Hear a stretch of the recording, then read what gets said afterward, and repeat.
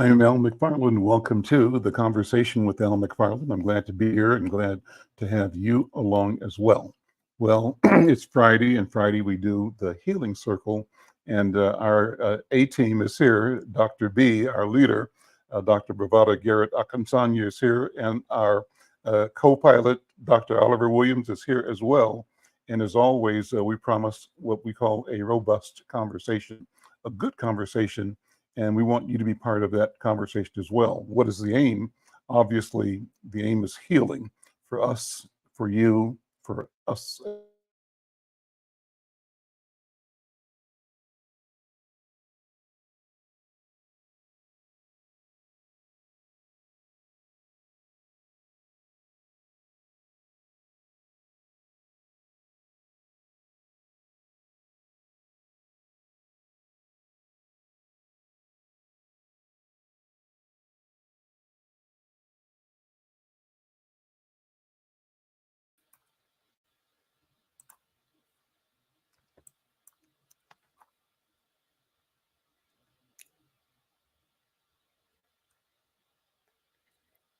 Can you hear me now?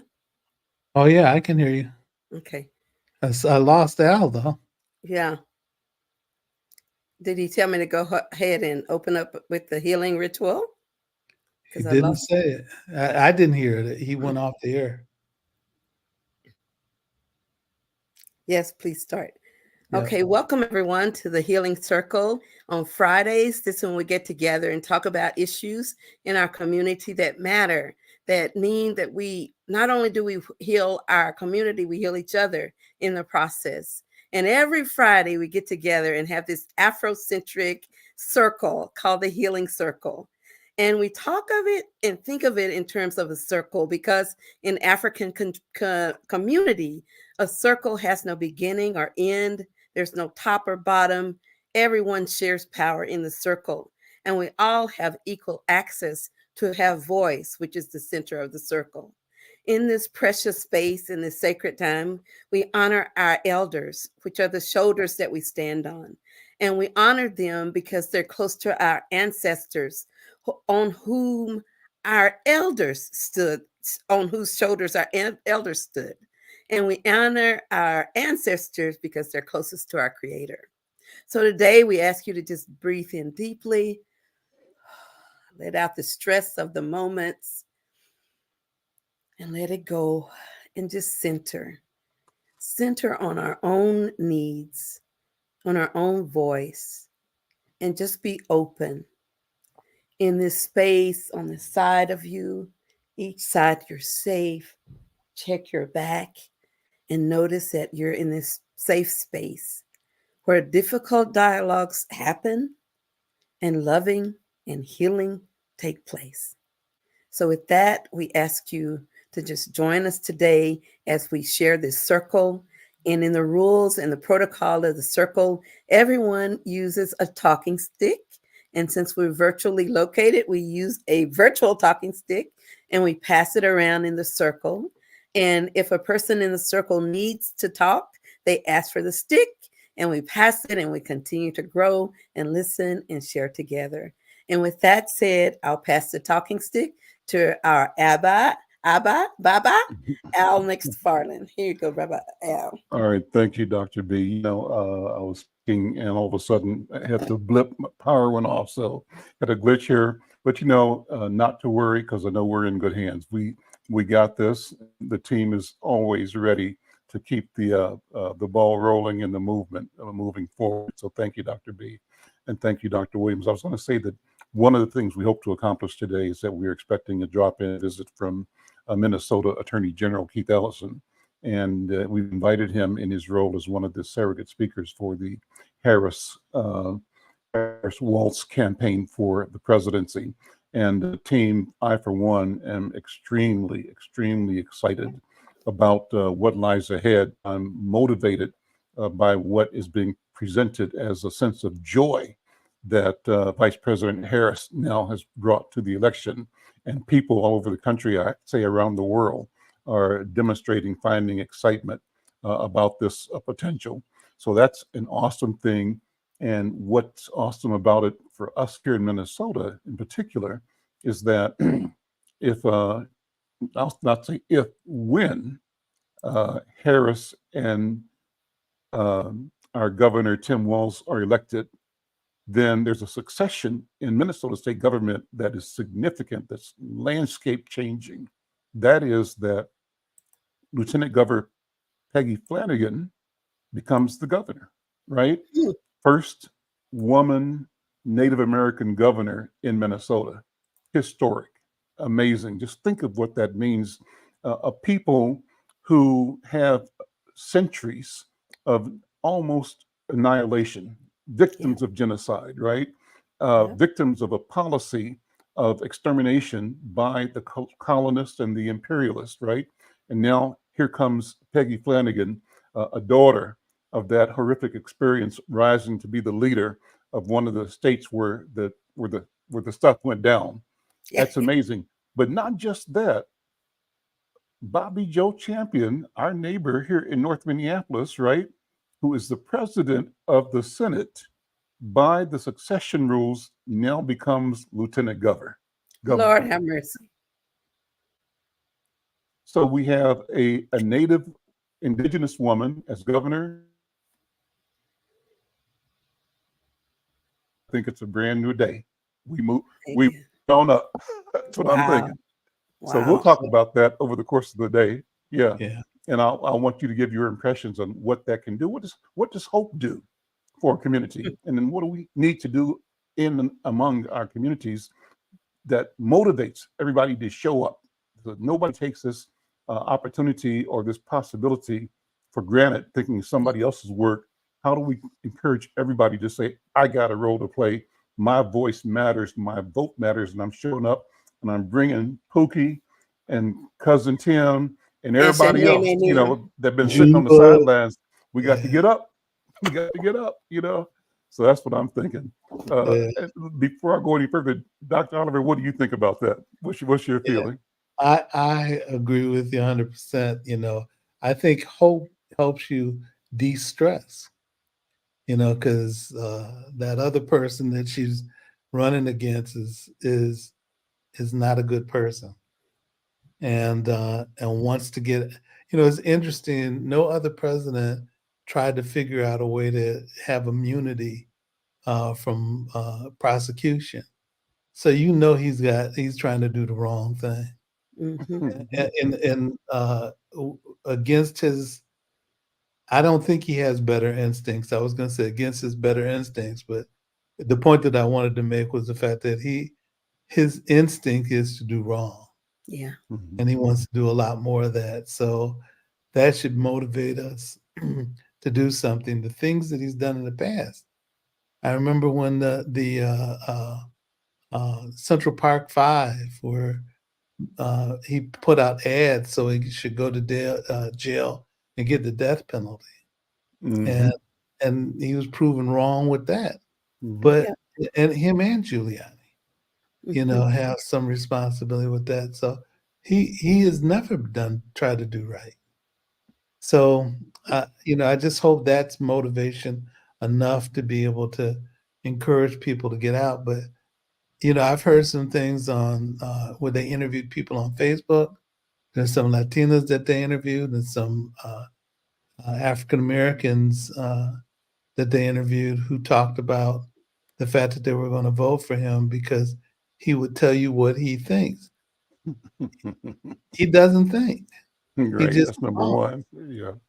And so anyway, with that, that's what I think, Al. So with that, I'll be quiet and And let's Dr. listen B, to. let me hand it back to you then, so that get a sense of how this moment, this historic moment, with these political movements kind of afoot, how's that impressing you personally, and what does it mean for the sense of health and hope in our community and in the world? I think, thank you for the talking stick. And I think it means that we can have hope because people share our vision. And the vision is about inclusion, diversity, empowerment, shared power. It's about wellness and healing and loving everyone and treating people like brothers and sisters on this planet. And the thing that brings the most hope is not just they are people of color or indigenous, but that they have proven track records of caring about their community. And because if it was, I'm just going to say it, if it was Clarence Thomas who was going to go next in row in the line, I wouldn't be hopeful. So I'm just telling you, it's not, it's like my kids say to me, it's not, skin folks are not kin folks. But what we should be, but we are not. And so Not it's always. also our values. And I see that our Attorney General is about to jump in with us. So I'm just going to give you the talking stick back so we can get that brother in here. Thank you, Dr. B. Well, as I said, we were looking for, and he's here, Attorney General Keith Ellison, who's here talking about the importance, the necessary for us to be attention and to be present in the presidential election. He's one of the official surrogates, they called it, for the Harris-Walz campaign. And Attorney General Keith Ellison, man, I just can't tell you how excited I am for our state and for all of us as individuals, because this has ripple down effects that are phenomenal. But let me throw the talking stick to you. First of all, welcome you to the conversation and to the healing circle. Go ahead. You got it, brother. I caught it. You got the stick. I got it. Well, let me just, first of all, greetings, beloved families. Good to see you guys. You're looking good. Always, it just lifts my heart to see you looking so good and the light emerging from you. But here's the thing. Now Tim Walz is on the national ticket. There's a lot of good things about that. I don't mind mentioning. But what that means is you're going to have Peggy Flanagan, who's going to be the governor. Bobby Joe Champion will probably be the lieutenant governor. And it might even open up Bobby's seat. So then you might have new leadership there. And depending on who runs, that might open up even something else. So there's going to be a reshuffling. This is not going to happen quick because there's no reason for Tim Walz to abandon the governorship until he wins. If he does win the VP spot, even then he'll be the governor until the swearing in. So this is a January thing, and then that's going to set up a few things in motion. My life remains pretty much the same, at least for the next 2 years. And I like being the Attorney General, so I don't mind that at all. I'm here to support Tim Walz. I mean, they're not my boss, by the way. I'm elected independently. But but as AG, I'm happy to work with my colleagues in any way I can to help see our state do better. And whether that's Tim Walz, Peggy Flanagan, Bobby Champion, whoever it is. I do think it is exciting that if all of this happens, the Attorney General and the Lieutenant Governor are going to literally live on the north side, 3 blocks away from each other. So that's interesting. You know, that's never happened before. No. And you know, that's, I don't know if we, you know, that's never happened before. So like, there are times, I remember you talked to, you know, Spike Moss and yourself, Al. It was a big deal, a very big, just enormous deal for Randy Stanton to become state representative. It was an enormous deal for us to get the first Black city council member. And so now Van White. So now you got the statewide Attorney General, Lieutenant Governor. That's a big deal. And more. So I mean that's interesting. I mean, I just think we should, I don't know if we should just run past that too so quick, you know, and it has resulted in meaningful change, right? You know, important changes. I mean, Bobby helped steer like the African American Family Preservation Act. Yes. Wouldn't have happened unless he was there, along with other things and other resources. You know, the governor could hand me the prosecution of the George Floyd case. You know, work that we're doing on tenants' rights, work that we're doing on wage theft, work that we're doing about racist bad landlords in North Minneapolis in particular happening because of these political changes. People like to say, well, what difference does it make if I vote? A world difference. A world difference. And so I'd say to people, voting's not the only thing, but it is a thing. I had a young person tell me the other day, well, Malcolm said the Democrats and Republicans have sold us out. I'm like, look, I'm not telling you that some political party is your God Almighty. What I am telling you, though, is that Malcolm X died in 1965, and the Voting Rights Act was not passed until 1965, signed in August. So everything he was talking about was under Jim Crow voting system. Mm-hmm. And therefore, his observations were absolutely right, particularly given the fact that the Southern Democrats were the leading racists in the nation. That's Mhm. right.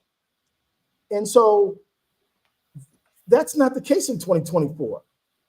So if you're going to quote Malcolm within context. Quote Malcolm within context. Mm-hmm. And what Malcolm would say is, if there is a way for you to gain power in your community, maximize it to the max. Mm-hmm. Don't leave it on the table because you misinterpreted something I said in 1964-3. Mm-hmm.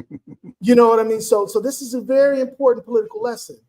You know, and I'll say cynicism is the tool of the emotionally timid. Mm-hmm. Cynicism is what you take on if you are afraid to fail. So you figure, I'm not going to win anyway, so I'm going to be cynical. Mhm. But if you're courageous, brave, and faithful, you are hopeful, and you put them chits on the table and you try to win. Mm-hmm.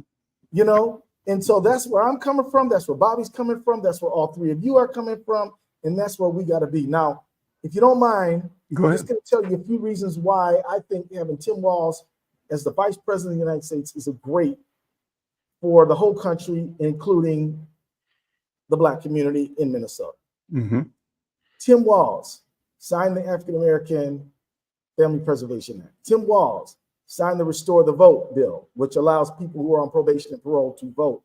55,000 people. Yeah. Tim Walz signed free universal school meals for our kids, which disproportionately benefits low-income Black kids, right? Tim Walz appointed me to prosecute the people who murdered George Floyd. Tim Walz, as the chair of the pardon board, probably has helped pardon more people than any other governor before. I'm telling you, I'm not saying Tim Walz is perfect. I'm not saying I haven't disagreed with him. I'm telling you that he's a pretty good guy. And you can talk to him and he'll listen. I can tell you that, I mean, I met him back in 2006. He and I both won congressional seats in 2007. And in 2007, in March, John Lewis, the great John Lewis, invited all the members of Congress, Republicans and Democrats, to reenact the Edmund Pettus Bridge incident, which took place on March 7th, 1965, where we all march over Edmund Pettus Bridge, and Barack Obama led us over the bridge, and that's how it went. This guy was on that trip. He didn't have to go. He was there on that tour bus with his wife, listening to these civil rights leaders carefully, earnestly, and seriously. And he was asking them questions. He was listening to them. And it was very clear that he was taking this very seriously. So it's, to me, you're never going to get perfection. And if that's what we're fighting for, then we're never going to get anywhere. But he is about as good as we're going to get, man. I'm telling you. And look, I knew the other people up for the job too. I mean, I know Josh Shapiro. He was the Attorney General in Pennsylvania. Good dude. Nothing wrong with him. I got not one bad word to say about Josh Shapiro. Nothing. In fact, I got good things to say about Josh Shapiro. But I would rather have Tim Walz. Okay. One, because he's my governor, but also because I think that he has a broader grasp. He was a coach. This dude, there was a gay-straight alliance at the high school, and he was the football coach, and they asked him to be the faculty advisor, and he said yes because he wanted to send a signal as the football coach that these fellow students are not to be bullied because of Right. how they, they're who they want to be with, right? And that to me is important kind of signal, and it helps, so this is the sort of fellow that he is. Yes, he's a hunter. He was an NRA, A-rated NRA member Marksman. when he went to Congress. But as more mass shootings happen and school shootings happen, he's like, time out, guys. It ain't nothing wrong with you having, a firearm. But it is something wrong with you having no restrictions on firearm at all when all this death is happening. And they were like, that's where we're standing. Are you standing with us? And he said, no, I'm not standing with you no more. He's standing with children and families.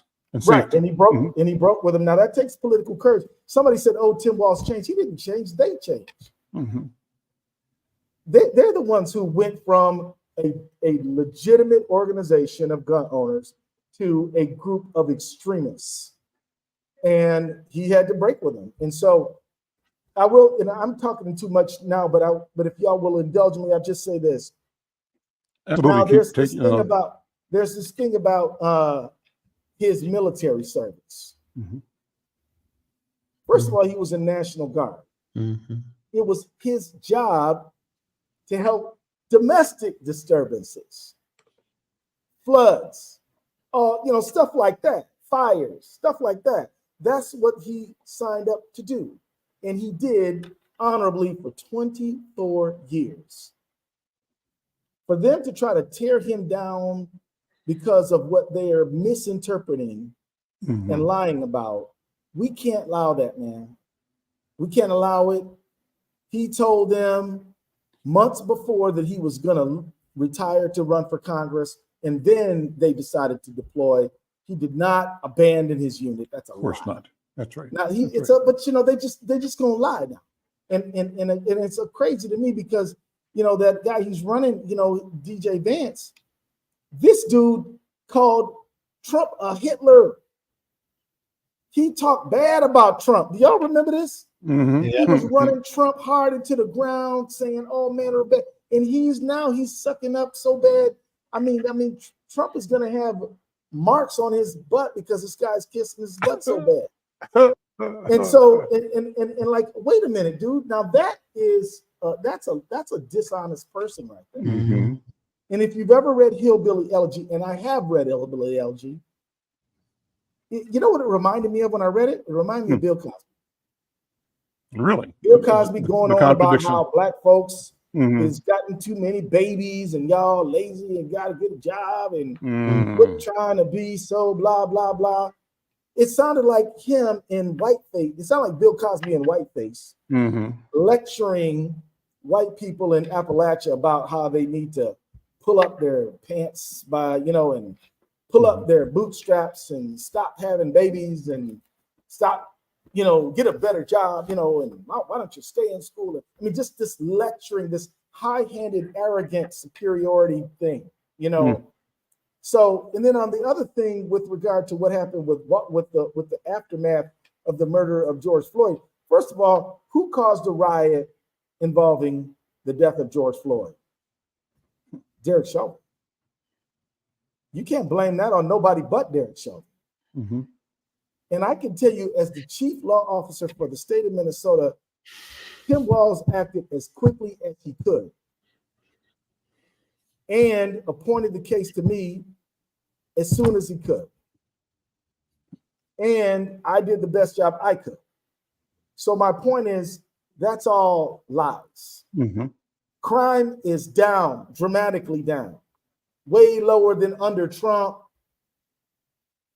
So all these things, they're just making up all this stuff. I heard somebody want to bring up a DUI from a long time ago. I'm like, y'all just trying to smear the man now. You talking about he had a DUI way back in the day? This other dude has 35 felony convictions today. Right now. Right. And more charges coming. Yep. And a civil judgment that he raped a woman. I mean, what are we talking about here?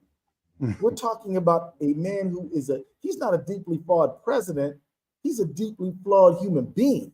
Right. And yet, and how did it get to be that if you're a Republican, you can promote a riot on the Capitol to stop a Democratic election, which resulted in the death of 6 people, including police officers? That's okay. They're swinging around flags that say that the Confederate flags. They got T-shirts that say Camp Auschwitz, which for those of you who don't know, is where mass murder was perpetuated against Jewish people under the Nazis. Under Hitler. Yep. Under Hitler. That's fine. No problem. Oh, but you know, maybe Walls could have called the National Guard a few hours quicker. It's ridiculous. Yeah, they're crazy. You know, and so I'll just stop there, but I just want to say that, look, this is an opportunity. This is a good opportunity. You know, I saw one African-American commentator say, well, what have they done for the African-American community specifically? I said, well, what about the African-American Family Preservation Act? How's that? Oh, I'm like, you know, look, man, you know, I am done with all of these guys who lining up with Trump. To me, it's no different. I mean, to me, honestly, I don't have respect for anybody who lines up with Trump. And if they're African-American lining up with Trump, I'm like, what are you personally getting out of this? There's got to be something. Right. We know Lil Wayne got a pardon out of it. So, yeah, so you're willing to sell out all of us so you can get a pardon from your wrongdoings? That my mom taught me that was selfish, you know. Now, and because the man is morally unfit. Don't say he's dumb, because he's not. Trump ain't dumb. But he's morally unfit. Morally, he is an immoral human being.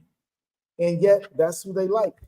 And you want to sign up with the most racist guy. When he says that Africa has S-hole countries, when he says Colin Kaepernick is a son of a bitch because he takes a knee in protest of police brutality, when he says all of our cities are crap, crime infested, when he says that everywhere there was a so-called a stolen election, it was Detroit, Philadelphia, anywhere African Americans live. Yep.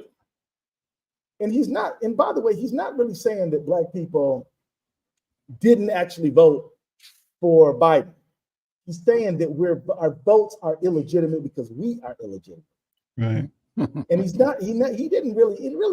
he wasn't really saying that Obama wasn't born in America. He was saying he was illegitimate. He was saying, I don't give a damn where that was born.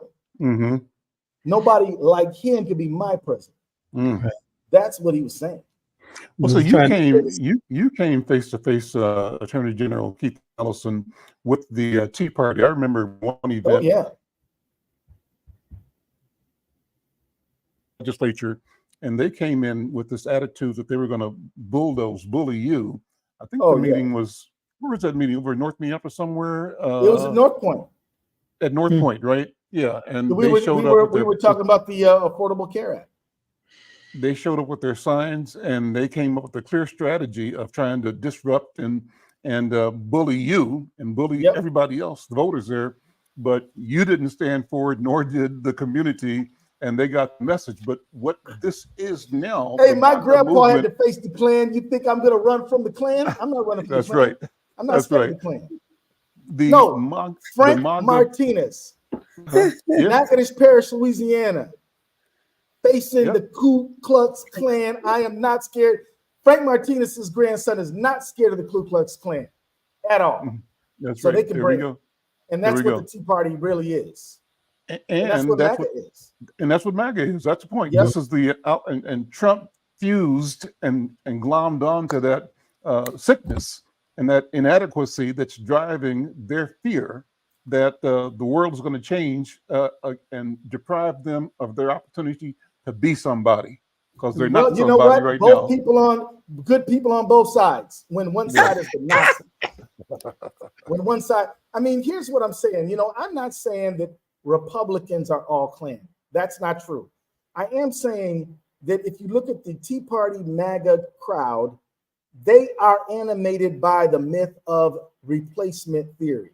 Mm-hmm. What is the replacement theory? Replacement theory is a lie that somehow, including people of African, Native American, Latin American, Asian background, is somehow going to take something away from Americans. Black jobs. That presumes that we're not Americans. Right. We're all Americans here. Mm-hmm. And I'm going to tell you, I've heard Black people say, I'm not an American, I'm an African American. I'm going to say, brother, let me tell you something, man. If it says American on your passport, that's what you are. Yep. You know, that's what you are. And you know what? There's no heavenly place in the world. Every inch of this planet has had slavery, death, murder, killing. So if you want to go somewhere else and you think that that's better than here, look, sorry, you're going to come back here and you might as well make this place better. That's right. Because every inch of I don't go to China, man, they had slavery in China. Mm-hmm. You know, so make this place better, where you're from, where you know the language, where your mama is buried, all that. This is where you should try to make better and also make the world better. That's but right. Don't ever forget that if you are on this soil, either by choice or by birth, this is your country. That's right. Might as well make it a better place than it was yesterday. You got a voice, you got a mission, and you got an opportunity. Attorney General, thank you. And bullies and always. racists have always tried to push us away. Mm-hmm. There's never been a moment where they weren't.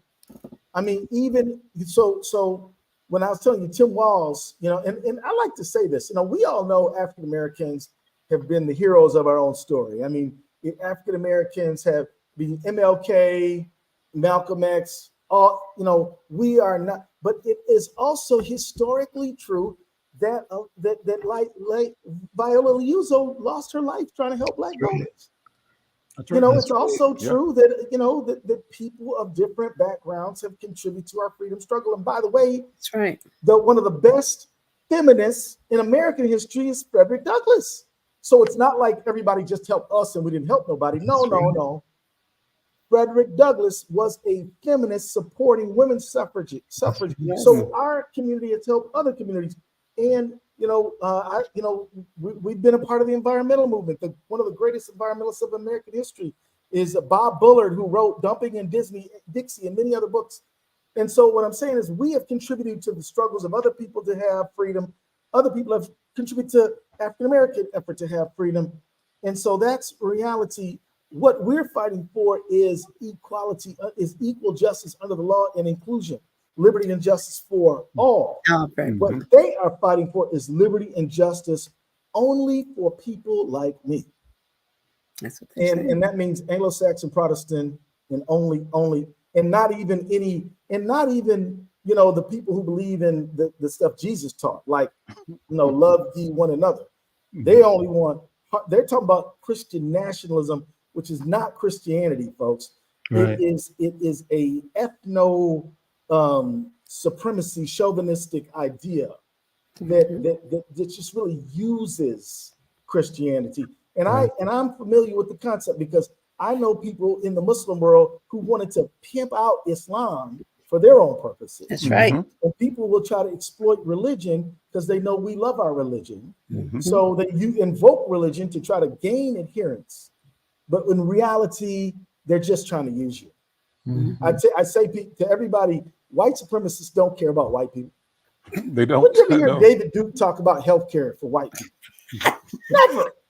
He's only saying you should hate this one, you should hate that one. But he's Tell the never truth. saying, let me make your life better. Let me see what I can do for you. No, they don't do that because that's not the business they're in. They're in the business of power acquisition, and they're there to use you. Control. So too much running the mouth to keep from Keith Ellison today. Sorry for so much.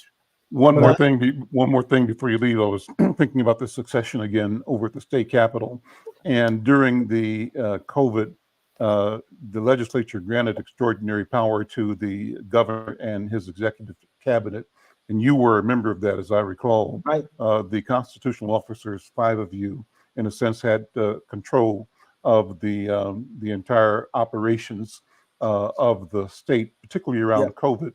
that meant you as the AG. It meant the governor, I think lieutenant governor, and then the Secretary of State, secretary of state, and maybe auditor. the auditor.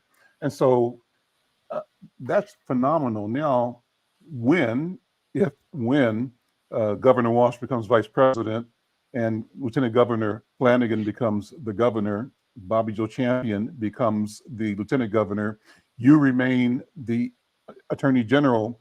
For the first time in history, again, the 3 top constitutional officers of the state, people of color. Unheard of. Think Unbelievable. about that. Unbelievable. Amazing. So I think we got a lot to look forward to and a lot that can happen. And I think, I am impressed by what Peggy did by being herself. She went and without apology advocated and delivered for Native American communities in Minnesota, Right. as she delivered for all Minnesotans, right? And so Better I'm believe thinking, it. Bobby has done the same thing as the head of the Senate. You've done the same thing as the Attorney General. But what if you had Bobby now in the position that Peggy was in, with the bully pulpit and the capacity to control budgets in a way that we begin to deliver more broadly for business and economic development, for wealth creation, for healing, health, education, culture, because we simply have the power to do it. I think it's a wonderful day that lies ahead. I said, let's get ready. Let's get going. And what I'll say is, if you happen to be a white person, don't be afraid of that. That's right.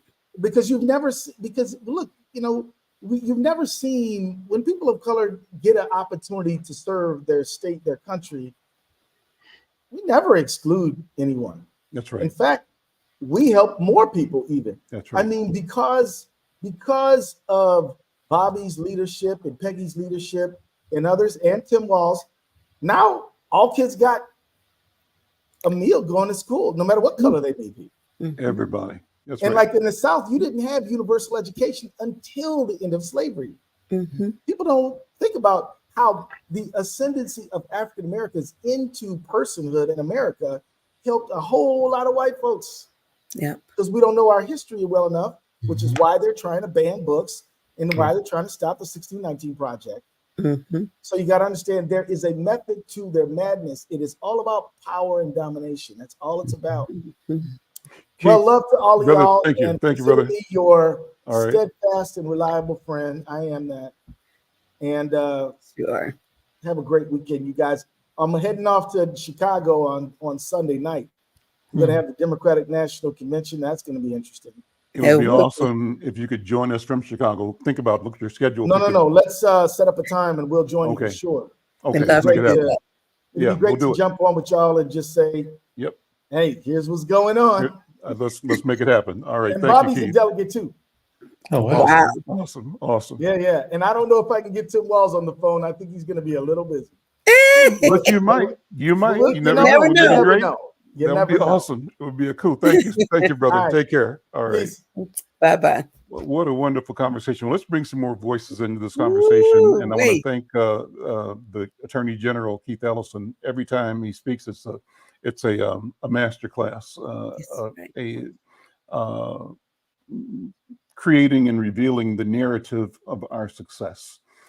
Bridget Stewart is here. Bridget Stewart is with the Agape movement, and among other things, they've got a project coming on in a couple of weeks, I think, or maybe next week, that I wanted to share with our audiences here. And everything we've been talking about is something that Agape movement is working about.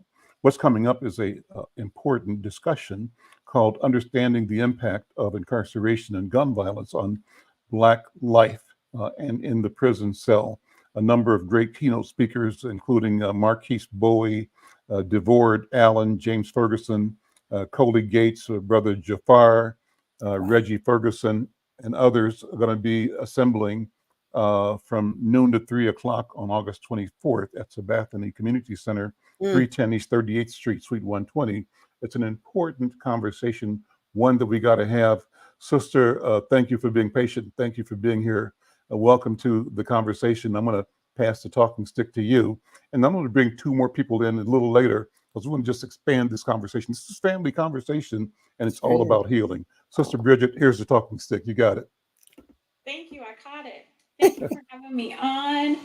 And I just want the community to know that it is such an important conversation to have, because when those that are incarcerated come back into the community, it is the community's job and responsibility to learn how to embrace those that are coming back, to help stop the recidivism, the revolving door, to let them know that they are welcomed back into the community, that you just made a mistake, you made a bad decision.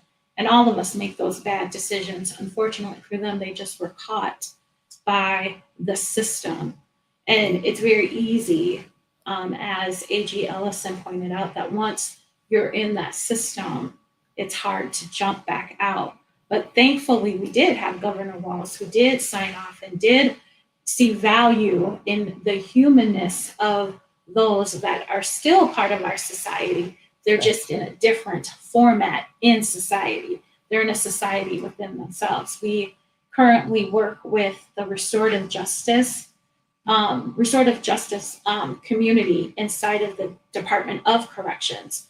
And so all of the prison systems inside of the Department of Corrections in the state of Minnesota houses this program. And we got a phone call. And at first I thought, why are we getting this phone call? We don't know anyone in this prison system. What's going on here? And they said, well, they have a committee, and the committee would like to donate to Agape Movement. And we said, well, how do they donate to, like, who donates to us? Is it coming from the Department of Corrections? And they said, no, it's coming from those that have committed the crimes. That I don't like to call them inmates. I just call them housed, the housed community. So what they do is they take programs, and they're all garbled. Are you all able to hear that, Dr. B and Dr. Williams? Did you hear it okay? Yeah. I missed it. Say it again. You got the call, and they said, what? Who was the call from? So the call was from one of the staff from intake in the Department of Corrections that said, we have a donation check that we would like to give Agape Movement from the community, from inside. And I said, well, is the check from Department of Corrections? And she said, no, it's from those that are here, our inmates. And I said, well, how are they able to donate to us? And she said, well, they have a community and they have a program called the Restorative Justice Committee. And they work with those who are freshly coming in. So our youth that are out here committing crimes, they are those that have been in that system for years. And they work with them, and they do a program, and they take 5 to 10% off of their canteen, and they fundraise for community organizations that are out here serving the community. Amazing.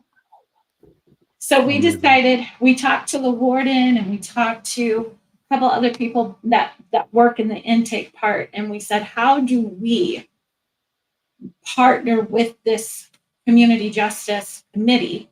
And we meet with them now twice a month, every other Tuesday via Zoom.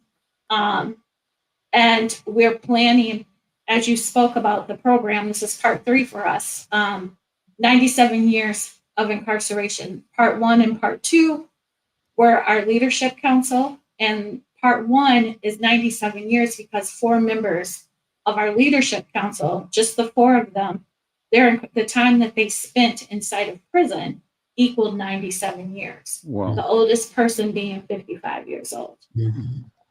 And so then we did part 2, and part 2 is the and counting component, because other members of our team had done time as well. And our motto is transforming street energy into community energy. And we teach what that looks like. How do you take that energy and turn around your mindset to be part of a productive part of community? And that's why we said it's so important for community to come out and participate in this, because it's not just that, it takes all of us to keep one of us from going into that system. Yes, it is. Awesome. Any comments, thoughts on the comments from AG Ellison before I bring my other guests in? any impressions or think your personal thoughts about the election? Oh, I think it's amazing. I think it gives the community a lot of hope and joy.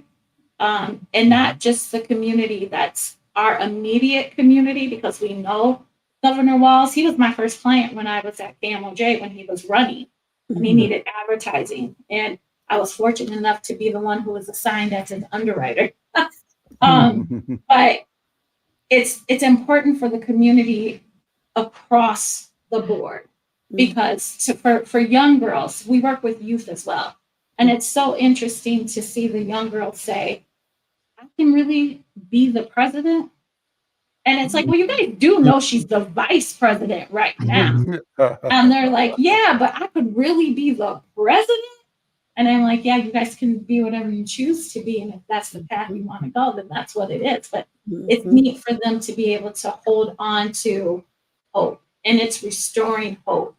For our immediate community, Al, as you know, our office is here inside of George Floyd Square, and we played a pivotal role in this intersection, in the closing and the reopening.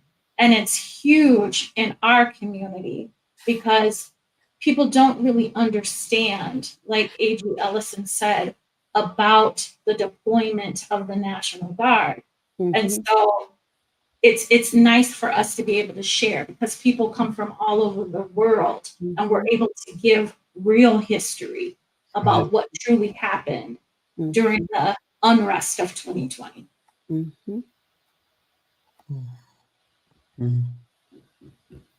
It's powerful. Very good. Thanks. Yeah. Yeah. Bridget, the thing that I think about when you're talking about rights of passage trip to Ghana. Is that correct, Bridget? Did you tell me that? Oh, yes. So we have a few programs. I'm sorry, Dr.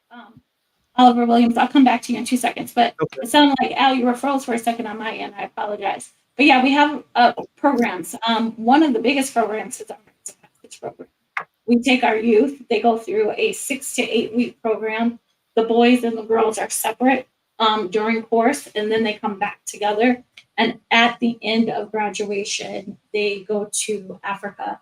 They go to Dakar, Gambia, Senegal. They have a long, purposely, we've mapped it out now to give them a long layover in Paris so they can experience different culture. And then the biggest part is the naming ceremony. They go to the village that actually adopted Agape movement, and that is Kunta Kinte's aunt, his oldest living relative, has actually adopted our organization, and then their village goes and gives our naming ceremony to our youth. And they come back so different. They come back really different. Of course. Can I become one of the youth? Yeah. Well, we do have a trip. We do have a trip in November where we do have adults that go. So the adults can kind of help us groom the kids. So we do 2 trips, November, and either, depending on how Minneapolis school system plays the spring break, it could be late March or April. But we do ask adults to go because it's so important for us to be able to have our adults help groom, because we're not one of those really big teams that you see out inside of the violence interrupters that got like 20 to 30 people. We're out there, we're doing the same violence interrupter work, but we're just a small team. That's beautiful. Small in numbers. Small, Dr. but mighty. Oliver, you had a question, Dr. Oliver, a comment? Well, Dr. Williams? yeah, I was appreciating what Bridget was talking about with regard to the good work that's being done in prisons. And I had a project called the Safe Return Initiative, and it dealt with prisoner reentry. And for many people who had violent offenses and around intimate partner violence, but also they were in prison for a range of issues, not specifically domestic violence. But there's some people that we work with and were part of our project that had been incarcerated, you know, for attempted murder, for one woman that was with us. She had been stabbed, I think, 50 times by an ex-partner, and but she went to prison. and she got together with a guy who had been there for attempted murder. And they came out. When they got out, they started working with kids in the community. Mm. Started and went into the prison and helped to transform the children or the young people. And one story was that one guy who had been shot by the guy who had killed his partner um, ended up going to work with that child. And it was interesting the influence that he had in terms of changing the trajectory of that child. And what was interesting is that his father had been killed. So it was interesting the person that ended up doing this harm, and then somebody was affected by it. The person that was affected ended up being a resource for the child of the person that killed his friend. Wow. Right. So they And were bonded by trauma. They were trauma bonded. oh, clearly, And he went in and he interrupted the cycle of violence. that's right. Yeah. And a lot of people don't realize is that the life experience and the building and trust of a relationship is really what stops the violence. That's It's right. a connection of And there's you broke up. I didn't hear the last part of what you said. oh, I said life experience and how Yeah. do we get to connecting? No different than we hear the term with substance abuse and they say Right. peer-to-peer recovery. For Right. us, it's credible messaging. How do I bring my life experience through a message to That's be right. able to bond with you? But That's it's right. credible because you got street cred that's connected to it. That's Yeah, I right. can tell you stories about that too, but I won't. Let me jump in. Bridget, why don't you invite people again to the event? We've got a flyer that we can put up too so people can see. Why don't you make the invitation? Sure. So we invite everyone, anyone and everyone to just come out and participate so you can learn how to embrace those that are coming back to our community that have been incarcerated. And it's just a discussion around the impact of incarceration because it doesn't just impact that individual that's going to prison, it actually impacts the community at large. That's right. So we invite everyone to come. It's next Saturday, August 24th at Sabathani Community Center from 12 to 3. Awesome. Thank you so much. Hang out with us more. Is Jonah still there and Declare? They were also in the back room. They're here. Let me bring in two more voices and I thank them for their patience. Jonah, I just met this week and she told me some concerns she had, and I invited her to come to the Healing Circle and to share a portion of her story. And she invited her friend and acquaintance to declare a trip. So I wanted to welcome you both to the program. Thank you for being here. And I want to just hand you the talking stick to sort of say what's on your mind and what things you want our community to know about around the situation of being a parent and feeling that systems are failing parents, the child protection system in particular. Jonah, I'm handing the talking stick to you. Let's take it, Joe. Thank you. Thank you guys for having us. So I just would like you guys to know that as Black single mothers. No, Go ahead. you're back. Your microphone is off, I think. And we don't have your audio, Jonah. We had it to start with. Try again. Are you guys still able to? Am I still No. there? Yes. Oh. No, go ahead Perfect. now. Go ahead.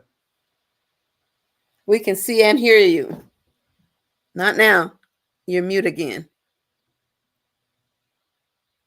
Can't hear you, but we can see you. So I don't know what the challenge is. We heard you for a minute. When And she then, first started. yeah, and now we don't have any audio, Jonah. Why don't you try to go out and come back in, see what you can do. You know, try to Or if you can unmute, unmute yourself. unmute again. Your microphone is off. Try the unmute button on the bottom of the screen there. Right now it shows you're muted. And our producer is saying you may have to just sign off and come back on. We'll be here. Just try to come back on. Dr. B, just thoughts, impressions, feelings? I'm just going to say a couple of things. One of them is in our clinic, twice a month, we were doing what we call testing clinic for gentlemen who were previously incarcerated when they got out to do assessments of their wellness. And what I found and what we found as a team that and maybe many psychologists, white psychologists, don't probably ask them this question, but we would ask them, what is their vocational dream? What kind of work would they like to do? What would it be fun for them and make them feel like they actually had a chance at a career? And a lot of the gentlemen had ideas if they want to do a restaurant, or maybe I want to be a barber or whatever. But I found that the organizations that were employing them didn't have work in the area where they wanted to grow. So I say I want to be a cook or a chef, but you put me in a place where I'm counting batteries. So it's important to have that congruence of their dream. What I heard you say, Sister Bridget, you were talking about people's dreams. And I don't know if you realize that, but that is the core of change. You first dream it. You dream it, you conceive it, then you believe it, then you achieve it. That's the way it works. But we skip that part and we just say, I got a job for you. Well, people like money, but that won't keep them out of prison. If I've got a bakery and I'm an owner and I've got customers, I'm going to think twice before I do something else to make money. And I just want to put that 2 cents in. And so if y'all need career counselors, we do that in our office. And I'm just saying, we're a resource, because I don't know how people see our brothers dreaming and our sisters and our kids. When they get to dream, they grow. And I appreciate so much that trip, the rite of passage, to let them know not just who they are, but whose they are. They belong to a community. They belong. We love them and we want them there. And so, I'm just so excited. I feel like I'm having church. So you can have whoever wants to stick and have it. I already had my chance. Let me give you. Go ahead, Dr. Williams. Yeah, there's a play that they do in New York, and I don't know if you've heard about this, Bridget. But what they do, the people that write the play are former people incarcerated, and they rotate it every few years. Wow. And what I think is important to me about that is that they are telling their stories about change and transformation. So they talked about how they got into what they were into. They talk about the points of transformation and change, and then they show it on the stage. And you hear the stories. And I always felt that was so meaningful and powerful. When we were doing this Safe Return project, they had this meeting of a national organization that dealt with incarceration, and brought them together, and they got a chance to perform it, but also got a chance to meet people who were a part of it. And I think it's inspirational, because I believe what Dr. B is talking about, that, I think that people have to see the change. Yeah. And they have to be mentored by people who have experienced it. And which was the point that you were making earlier. And I've seen a lot of people who are motivated to do change because they've seen it in their experiences with people who've lived that experience. And the one point that I'm going to make, and then I'll be quiet, is that you have to, I believe everything that you said, Dr. B, about the stages of reforming oneself. But there's one other thing that I think is important, that the people who've reformed themselves have achieved. They believe that they can do it. That's right. And I think it's easier to believe that they can do it when they have examples of other people who have. Mm-hmm. It becomes tangible. That's right. And cheerleaders rooting them on and we can all play that role as a community cheerleader. So I'm seeing that we've got to wrap up, and I hate to interrupt it, but I am the co-facilitator. So bye-bye, Al, can you hear? Because we can't hear from you. I do. I Okay. do. No, I think this is kind of a wrap. I want to thank all of us for being here. Great conversation. And I want to ask Jonah Reed, and declare if they'll come back next week, because we're out of time. But I appreciate the spirit of your being in the studio. And I know that you want to talk. We'll have our technology cleared up. If you can come back next week, we'd be good to go. We want to have this conversation. With that, I'm Al McFarlane. This has been a great program. Let me remind you to go to YouTube, Insight News MN, subscribe, like, and share. Final reminder is that if you are interested in winning a pair of tickets to a Minnesota Twins baseball game, just put a comment section in.